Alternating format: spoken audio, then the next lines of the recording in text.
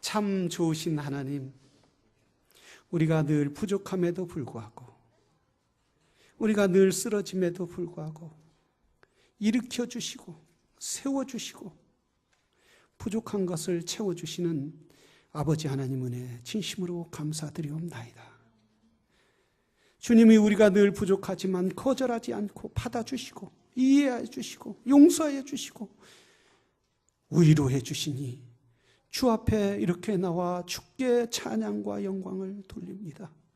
주님 따라 살기를 소망하는 마음으로 주 앞에 나왔사오니 주여 이 예배를 기뻐 받아 주시옵시고 오늘 아버지 하나님 말씀을 듣다 기적의 역사가 일어나게 하여 주시옵소서. 눈먼 자가 눈을 뜨게 하시고 벙어리가 말하게 하시고 앉은 너희가 일어나게 하시고 각종 암이 떠나가게 하여 주시고 각종 질병이 예수의 이름으로 치료함 받는 역사가 있게 하여 주시옵소서. 어둠의 세력이 떠나가게 하여 주시옵시고 가난한 자가 부하게 하여 주시고 소망이 없는 자가 소망을 갖는 역사가 있게 하여 주시옵소서. 종 말씀을 들고 섰습니다. 인간의 모습은 십자가 뒤에 감춰주시고 온전히 주의 영으로 함께 할 줄로 믿사오며 귀하신 예수님의 이름으로 기도드렸사옵나이다. 아멘. 할렐루야. 주 앞에 오신 여러분을 주의 이름으로 축복하며 환영합니다. 우리 좌우 옆에 분에게 인사하시기를 원합니다. 복된 주일에 참 잘 오셨습니다.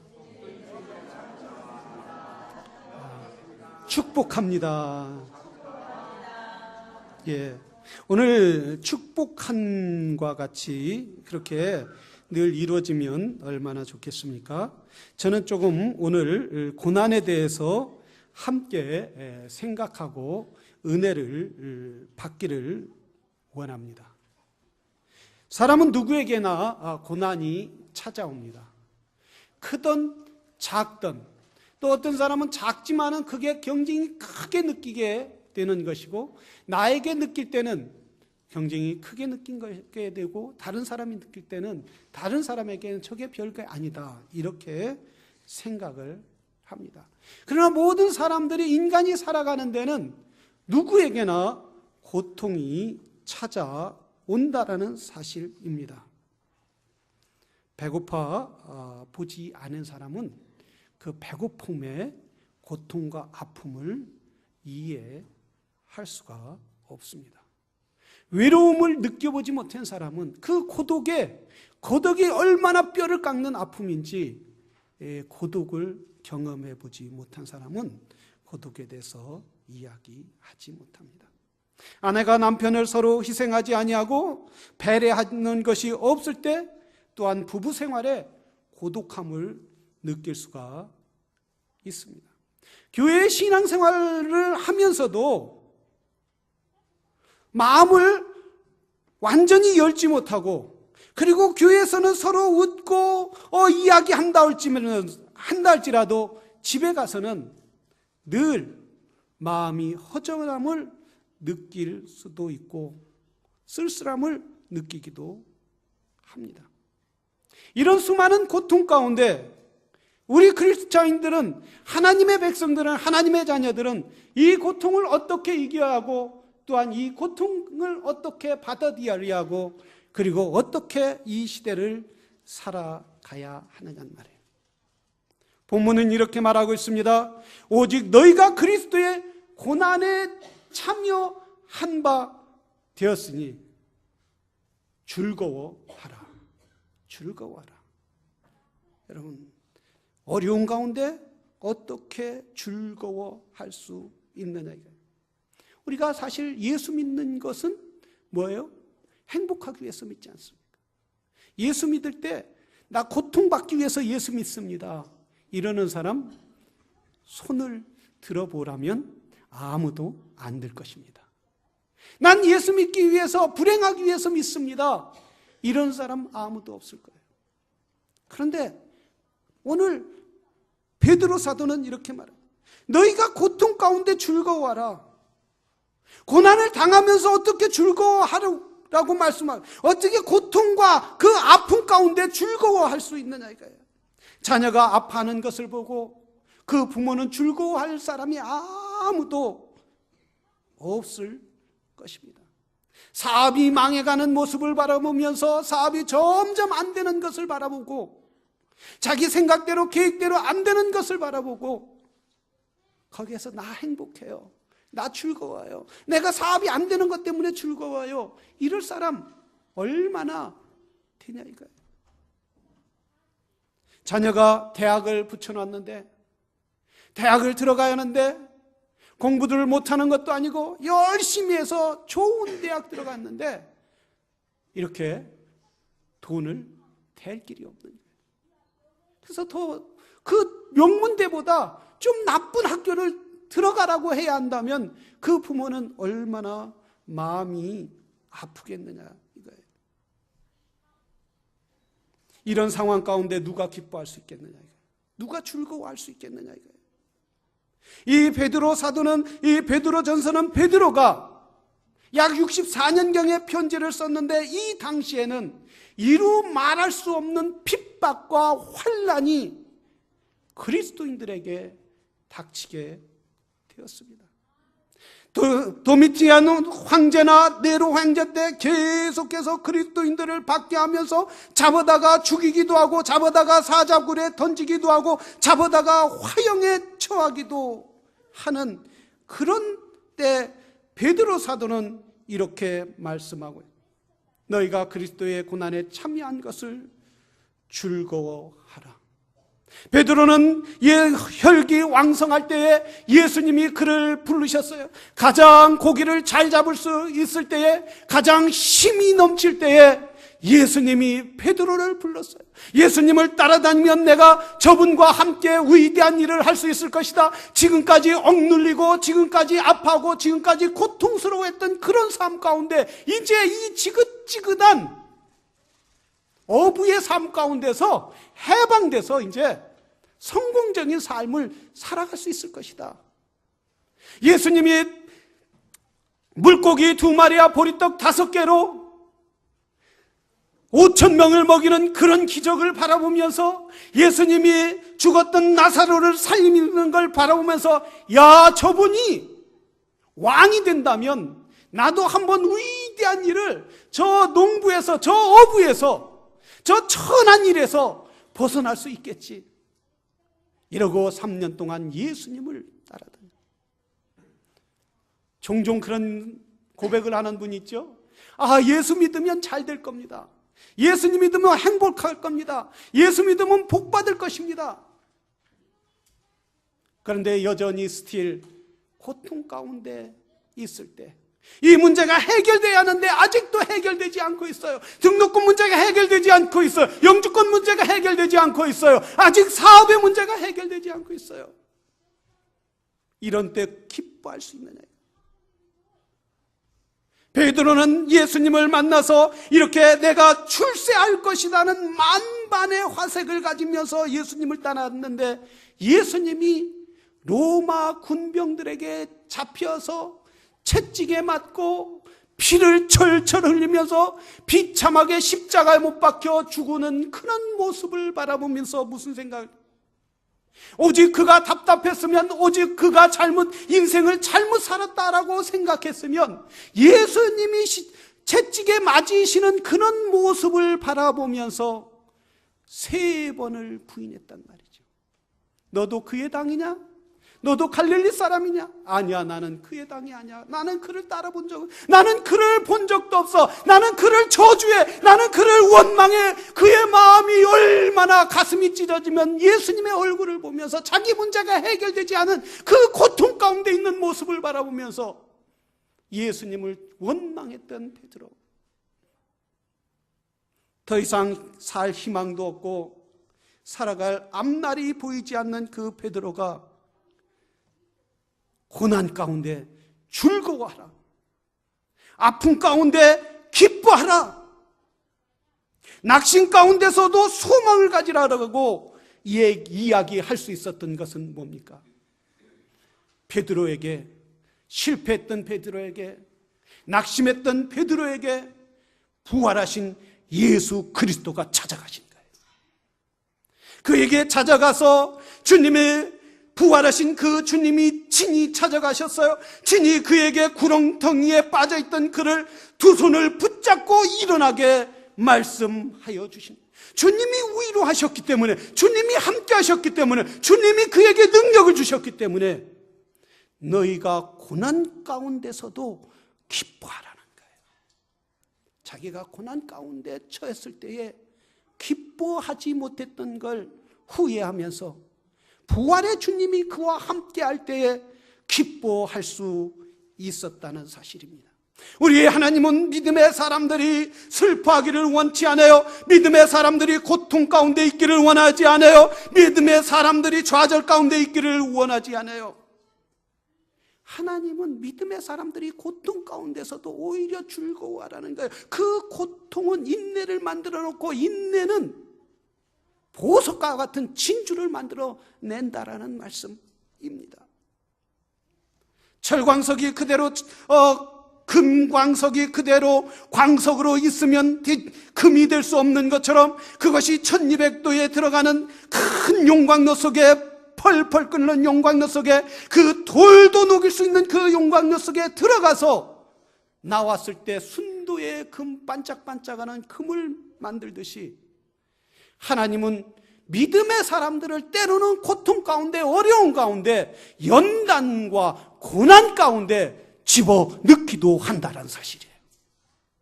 그것이 용광로가 될 수도 있고, 그것이 훈련의 장소가 될 수 있고, 그것이 론산 훈련소가 될 수 있고, 그것이 인생의 훈련소가 될 수도 있고, 그것이 인생의 아픔이 될 수 있었지만, 그러나 주님께서 함께 하시는 사람마다 금과 같이 빛나게 만들어주는 역사가 있게 될 줄로 믿습니다.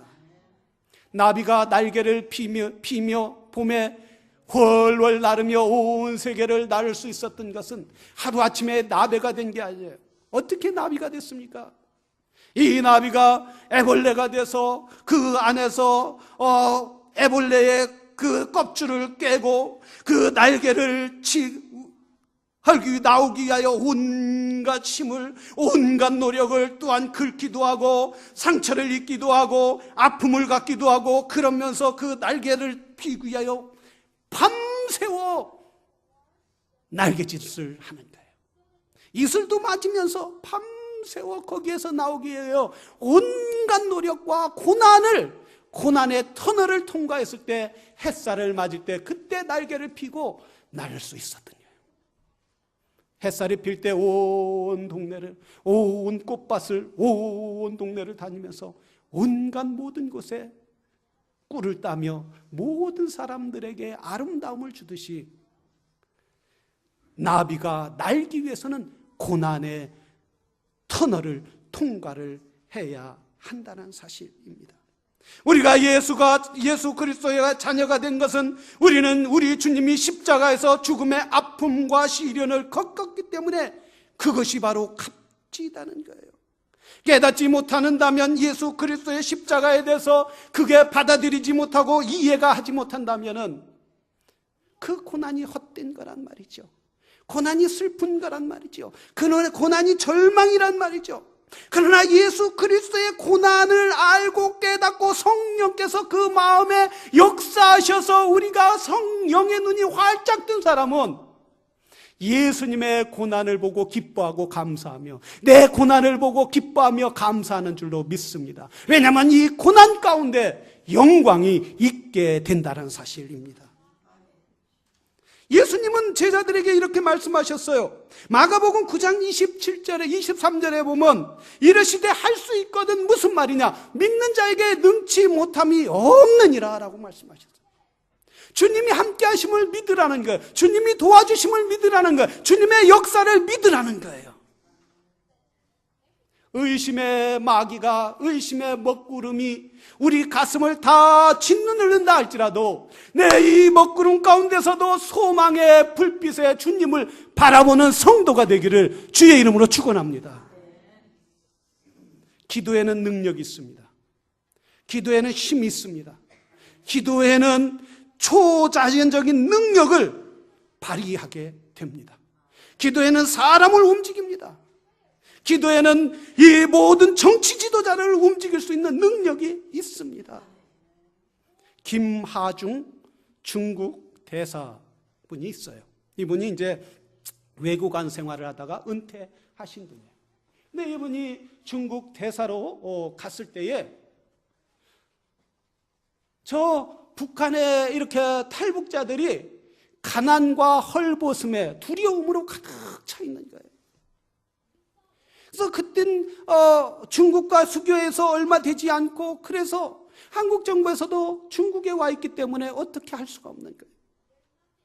이분이 94년에 예수 그리스도를 진심으로 믿기로 결심했어요. 그냥 왔다 갔다 하는 신앙이 아니라, 그저 그냥 얼굴 마담식으로 신앙생활하는 것이 아니라 자기가 진심으로 1994년 예수 그리스도를 믿기로 해요. 그때서부터 늘 1시간씩 기도했다는 거예요. 1시간씩. 몇 시간씩이요? 10분도 아니고 1시간씩. 따라서 봐, 1시간씩. 하기 싫은 모양이죠. 1시간씩 이분이 늘 기도했다는 거예요. 내가 예수 믿겠다. 이래놓고.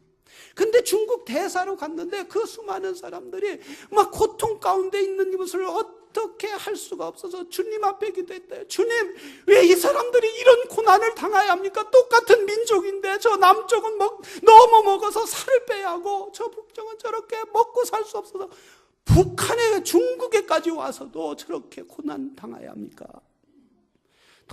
같은 민족으로, 그리고 믿는 사람으로 가슴이 아프더라고요. 그래서 주님 앞에 기도해요.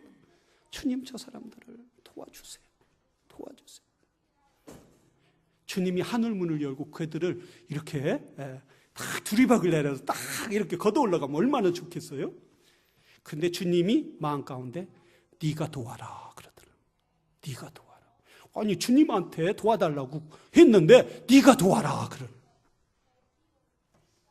네가 도와라 그러. 그래서 주님 어떻게 도웁니까? 어떻게 도웁니까? 기도하는데 영사관 또 대사관에는 치유의 복만이에요.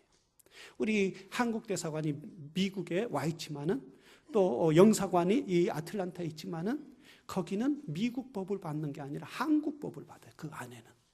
응? 그래서 이분이 영사관 문을 활짝 열어 누구든지 들어오게 해라. 북한에서 탈북한 사람 다 들어오게 해라. 한 사람 한 사람 소문을 받고 들어오기 시작한 거예요. 들어왔는데 한 번은 170명이 한꺼번에 들어온 거예요. 한꺼번에 들어왔는데 이 사람들이 이 한국으로 보내야 하는데 중국 정부에서 북한의 혈맹 관계이기 때문에 북한의 허락을 받아야 하는데 북한에서는 보내지 말라. 북한으로 압송하라. 그럼 중국 정부에서 한국 대사관에 있으니까, 영사관에 있으니까 압송할 수도 없고, 그러니까 골치 아프게 됩니다. 그래서 이 김하중 장로님이 한국으로 외교부로 좀 이 사람들을 데려갈 수 있도록 좀 도와달라고, 어떻게 정부에서 좀 도와달라니까 한국 정부에서는 뭐라고 하냐? 알아서 해라. 알아서 해라. 왜냐하면 이 외교적인 마찰이 있을 수 있겠으니까 알아서 하라. 그러니까 넌 죽을 대로 죽으려면 죽으라는 거지. 거기에 우물 냄새, 똥 냄새, 오줌 싸는 냄새, 애들 소리 나는 애들. 도대체 영사관 그쪽 문대에 170명이 막 계속 먹고 잡고 60일, 70일 있으니까 더 이상 업무를 볼 수 없는. 그때 기도하기 시작했다. 하나님, 이 사람들을 풀어주면 죽는데 북한으로 들어가서 죽고 굶어 죽고 그러는데 어떻게 해야 합니까? 도와주세요. 그때 기도할 때 하나님께서 그 어려운 가운데 지혜를 주시더래요. 영사관 문을 닫아버려라. 그런 마음이 확 오더라는 거예요. 아니, 영사관 문을, 대사관 문을 닫으면 어떻게 외교합니까? 네가 믿음으로 닫으라는 거야. 믿음으로. 그래, 믿음으로. 여러분, 믿음은 결심할 때는 꼭 어려움이 따르게 되는 거예요. 고난이 따르게 되는 거예요. 믿음으로 문을 탁 닫았어요. 이제 중국 사람들이 한국에 와서 돈도 벌고 또 무역도 하고 또 정치 지도자들이 또 오기도 해야 하는데 이 도장을 찍어야 하잖아요. 그러니까 대사관 가서 도장을 찍어야 하는데 대사관 문이 잠겨서 일을 못하니까 막 중국 정부에서 왜 너희들 왜 문을 안 여냐? 우리 사람이 너무 많아서 지금 업무를 볼 수 없다. 그리고 냄새가 너무 나서 여기서 어떻게 업무를 볼 수 있냐. 너 생각 같으면 봐봐라. 이 사람들 너희가 어떻게 해결해 줘야지. 우리 업무를 할 수 없다 하니까 중국 정부에서 두 손을 들은 거예요. 그럼 어떻게 도와줬으면 좋겠냐. 우리는 정말 북한의 눈치도 보야고 너희들하고 업무 이렇게 대사관 협의도 맡고 했는데 어떻게 했으면 좋겠냐. 우리 적당하게 북한 기분 나쁘지 않게 좀 어떻게 할 수 있는 방법을 좀 해달라. 중국에서 이렇게 얘기하더라는 거예요. 그래서 이분이 그럼 일단은 일부만 보내고 또 일부 조금 보내서 다 보내도록 하자. 중국 정부에서 연락 왔어요. 30일 후에 그럼 60명만 보내라. 일단. 그리고 앞으로 20일 후에 또 나머지 다 보내라. 그런데 놀라운 것은 이 김아중 장로님이 중국 북한에 탈출한 그 탈북자들을 바라보면서 하나님께 기도했대요. 하나님, 내가 이 대사로 있는 동안 1000명만 저 탈북자들을 한국으로 보낼 수 있도록 도와주십시오. 지혜를 주십시오. 이렇게 기도했는데 됐겠어요? 안 됐겠어요? 안 됐으면 제가 설교를 안 치요. 그런데 이 목사님, 이 장로님이 이렇게 그만둘 때에 이제 통일부 장관으로 올 때에 그 직원한테 물어봤대요. 내가 재직하는 동안 몇 명이 이렇게 탈북자들이 남한으로 우송됐냐 이렇게 물어보니까 자기가 처음에는 1000명만 보내달라고 했는데 1064명이 한국으로 보내줬다라는 거예요. 탈북자를 살려줬다는 거예요. 하나님의 역사죠. 어떤 대사는 어떤 직원은 탈북했습니다. 그럼 우리 법권이 아닙니다. 우리는 못합니다. 이런 사람들도 있는데 이분은 1064명을 누구도 할 수 없는 일을 하나님의 역사로 하나님의 능력으로 하나님의 은혜로 했다는 사실이에요. 우리가 고난 가운데 어려운 가운데서도 하나님을 의지할 때 하나님은 도와주는 역사가 있는 거예요. 너희는 내게와 부르짖으라. 그러면 내가 너에게 크고 큰 비밀한 것을 내가 너희에게 보여주시라라. 사단이는 늘 하나님을 의지하지 못하게 하는. 그건 그 사람의 얘기고 너는 또 틀리지 않냐. 그 사람이 그렇게 했지만 네가 그 사람이니? 이렇게 늘 나의 위치와 환경을 비하게 만드는 거예요. 늘 고난 가운데 만드는 거예요. 그래서 하나님의 은혜를 체험하지 못하도록 사단이는 늘 우리의 마음을 혼동시키고 약하게 만들고 이 고난 가운데서 기쁨을 갖지 못하도록 늘 안개와 같이 뺏어가도록 만든다는 말씀이에요. 사랑하시는 성도 여러분, 여러분이 어떤 고난 가운데 있을지라도 예수 그리스도를 의지하는 믿음의 사람들이 되기를 주의 이름으로 축원합니다. 주님께서 승리하게 될 줄로 믿습니다. 우리 여기 오늘 특별히 하민이가 왔는데 참 제가 사랑하는 우리 목사님의 아들이에요. 참 훌륭한 아들이에요. 처음에는 저 영주권이 없어서 학교를 들어가야 하는데 학교에서는 오라고 하는데 돈이 없는 거예요. 영주권이 없으니까. 공부도 잘하고 음악도 잘하고. 그런데 학교에서 장학금을 주겠다는 8,000불이나 줘. 8,000불이냐? 800불이냐? 800불이면 말 안 치, 목사님이. 8,000불. 거기에서도 아까 뭐죠 이게? 이게 뭐야 그게? 첼로랍니다. 첼로. 저게 몇만 불짜리예요. 몇만 불. 몇만 불짜리 보았어요, 여러분? 악기들. 여러분 악기를 알아야지요. 몇만 불짜리 소리가 나도 저게 비싼 거다. 알아야죠. 왜? 돈이 안 들어갔으니까 우리는. 그런데 이번에 그 영국의 왕립 아카데미에서 장학금을 줄 테니까 와라. 최고의 학교인 거예요. 세계적인 제가 어떤 학교인가 저 목사님이 말씀해서 도대체 어떤 학교인가 이렇게 인터넷에 들어보니까 최고의 문인 거예요. 하나님께서 인도하신 거예요.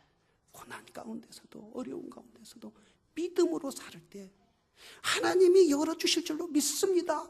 나아갈 때 하나님이 영주권도 해결하고, 그리고 무명의 대학, 우리 아이가 다니니까 좋은 학교죠. 좋은 학교에서 더 좋은 학교로 가는 역사가 있다라는 거예요. 고난 가운데서도 주님을 의지할 때 주님은 살아계시는 줄로 믿습니다. 주님은 그를 의지하는 자에게 활짝 문을 열어주는 역사가 있다라는 거예요. 우리 아이들이 교회에서 놀다가 축구를 왜 하필이면 유리 옆에서 축구하고 유리 앞에서 뛰어노는지 정말 도대체 이해가 안 가요. 뛰어놀다가 어떤 애가 서연이가 목사님 우리 오빠가요 저기 축구차 공 차다가 공으로 유리를 탁 깼어요. 그러니까 오빠가 한 일을 잃는 애 동생이 감싸야지. 서연아, 그래? 하나님이 좋은 걸로 바꿔줄 거야. 응? 가서 누구 다치지 않게 유리나 치워. 그러니까 알았어요. 우리 오빠 혼내주세요. 뭐 혼내 이쁘기만 하면 하고만 교회 와서 깨기도 하고 부시기도 하고 그러면 누군가 또 고치는 역사가 있을 거 아니에요. 기술자 두어서 뭐 할까요? 기술자 돼서. 우리 아이들이 이렇게 교회 와서 하나님의 말씀을 배우고 또 성도들이 이해해주고 포용하고 받아주는 모습, 맨날 교회 와서 지적만 해보세요. 아이고 그 성도가 그런 말 했대. 아이고 그 성도가 그 말 했어. 아이고 왜 저런 말을 하는지. 이렇게 부정적인 생각, 부정적인 이야기하면 잘할 수가 없는 거예요. 허물이 있어도 우리 주님이 덮어준 것처럼 덮어주는 교회, 아름다운 교회, 축복된 교회가 될 줄로 믿습니다. 그런데 보니까 어제 저녁에 늦게 와서 이렇게 보니까 뭐가 번쩍번쩍해요. 그래서 저기 잔디밭에 보니까 축구 골대가 번쩍번쩍한 게 같다. 우리 하나님이 좋은 걸 갖다 놓으신 줄로 믿습니다. 사람의 손길을 통해서 하는 거예요. 우리가 위로하고 격려하고 어려운 가운데 함께 주의 나라를 위하여 손을 잡고 나갈 때 고난은 갑절이나 없어지고 갑절이나 기쁨은 넘치게 되는 교회가 될 줄로 믿습니다.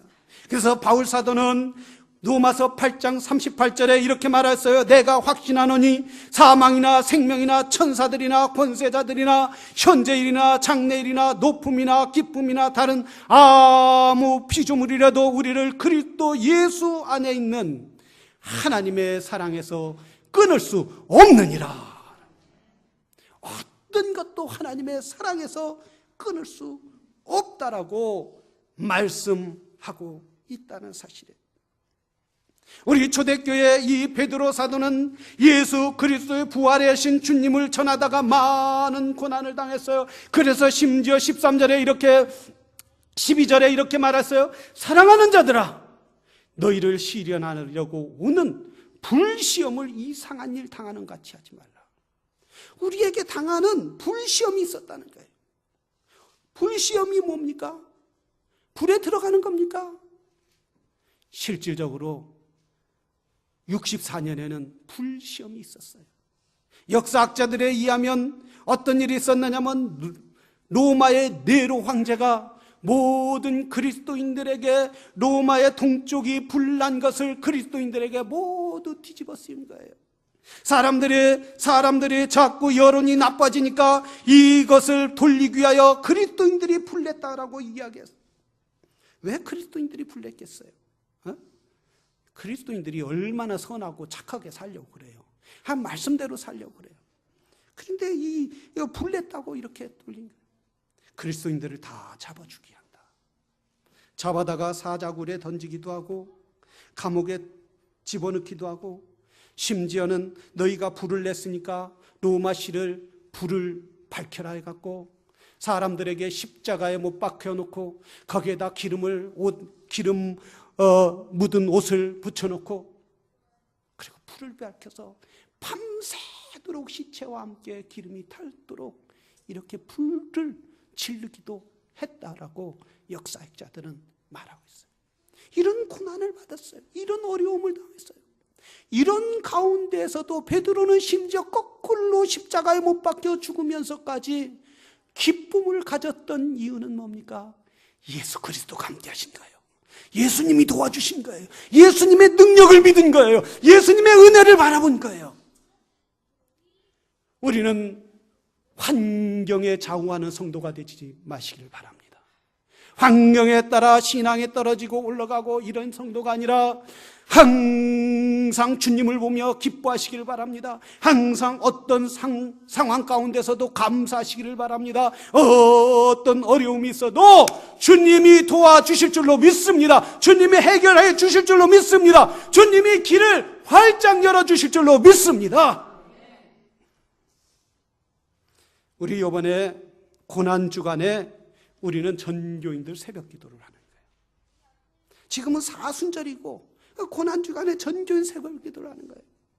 여러분, 우리가 새벽 기도하는 건 주님의 고난에 동참하자는 거예요. 주님의 고난에 한번 들어가 보자는 거예요. 주님의 고난의 십자가에서 그 아픔에 천만배의 일도 안 되지만 새벽 기도함으로 주님의 고난을 한번 생각해 보자는 거예요. 사랑하시는 성도 여러분, 이 사순절 동안 우리가 주님 앞에 기도하는 성도들이 되기를 바랍니다.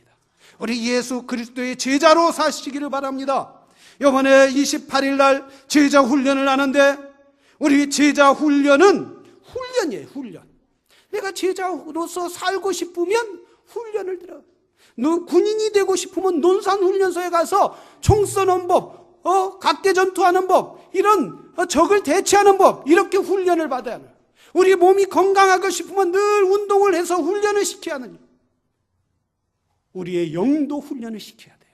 우리의 영적인 삶도 훈련을 받을 때에 늘 어떤 상황 가운데서도 감사할 수 있고 어떤 상황 가운데서 기뻐할 수 있고, 기뻐할 때에 주위 환경이 바꿔지는 거예요. 주위 환경이 바꿔지고 사람들이, 나를 향한 사람들이 모두 기쁨으로 바꾸는 거예요. 제자 훈련에 참여해서 여러분 삶에 하나님의 예수 그리스도의 풍성한 은혜가 넘치기를 주의 이름으로 축원합니다. 우리 이 시간 다 같이 기도하겠습니다. 우리 이 시간 기도할 때, 주여, 나도 주님의 그리스도의 제자로 살게 하여 주시옵소서. 주님이 가신 그 길을 걷는 믿음의 사람이 되게 하여 주시옵소서. 이 길이 구원의 길이요 생명의 길이요 영생의 길이니 목숨도 아끼지 않고 세상을 구한 그 십자가 나도 따라가게 하여 주시옵소서. 우리 이 시간 다 같이 기도하겠습니다.